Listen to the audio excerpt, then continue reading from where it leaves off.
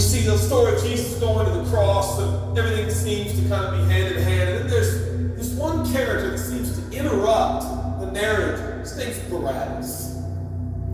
We don't even know much about him except that he's a murderer, a leader of an insurrection, a rebel. And why he's even mentioned, sometimes I'm not so sure. It's like, what? This is about Jesus going to the cross. So in this moment, Pilate thinks, I hold the destinies of these two men in my hand. I know the Jews have a tradition on a holy day. I will release one of the prisoners on death row. Pilate stands on this audacious stage, who now presents Jesus, Son of the living God, versus Barabbas, the thug and rebel. He says, all right, who do you want?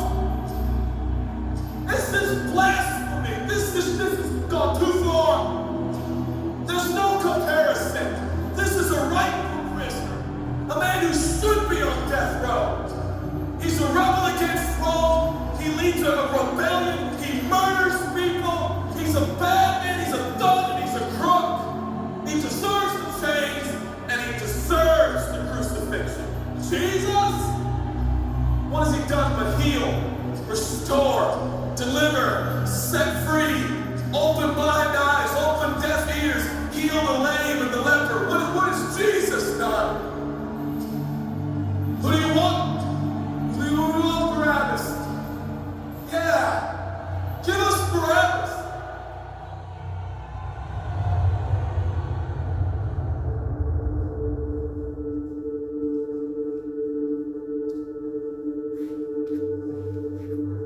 People say, give us Barabbas. The soldiers come up and they put the key in and they unlock Barabbas from his chains and shackles. And he walks down the platform, walking about with his thug friends. Yeah, the people love me. Yeah, that's right. I don't know who this Jesus guy is, but all I know is my people love me. There seems to be no conscience in Barabbas. There's no record of him turning to Jesus and saying, I owe you everything now, for you have set me free. No, I don't see any of that in Barabbas. And God knew that. Jesus stood there, silent, for he knew the will of the Father. He said, it's fine, Father. Let him have Barabbas. For Jesus knew that the Father would have to treat Jesus like Barabbas so he could treat Barabbas like Jesus. Barabbas thought it was the people that set him free. No. It was the love of Heavenly Father. When I look at this story, I realize who Barabbas really is. That's me. That's you. That's us. And I felt I was reading this the other day, and I felt God speak to me. I love Barabbas. I love him. God, he's a bad man. I love him. And I wanted him to go free.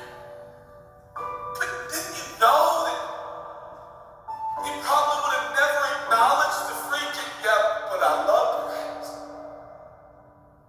And while we were still sinners, Christ died for us.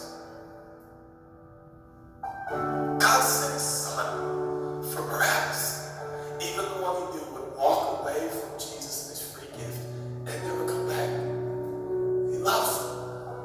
And the nerve, the gall, the audacity of believers to think, I got saved by grace, but now that I'm in this deep, dark place of bondage, I'm going to work hard to get myself out. What? That's the opposite of the gospel. Are you bound? Are you held under the power of this temptation, this sin, like it's controlling you? What are you going to do? I'm going to shake myself free. Stop it! No, you won't! You're no match for the powers of hell, and the urges of sin will not overcome it, and you will never overcome it. You'll just be another statistic. There's no answer within yourself. Your own merit, your own goodness, your own discipline, your own devotion will not save your marriage and will not save your kids.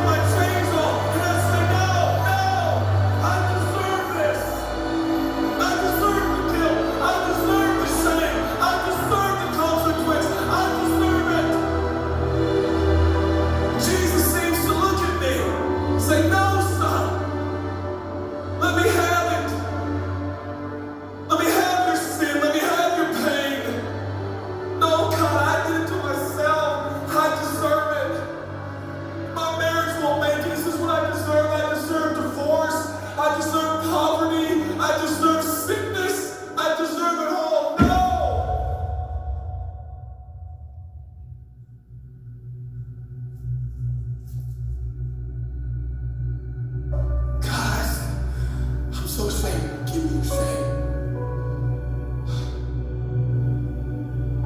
But God, what if I do it again? I'll still be here.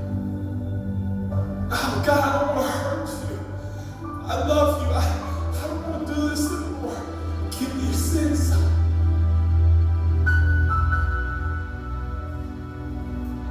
This is all we got. It's all I got. It's all you got. We can play games. We can play church games. We can pretend like some people are better than others and that's why they're blessed, but we can all come to the honest conclusion that it's God. And it's God alone. The greatest challenge is not your discipline, your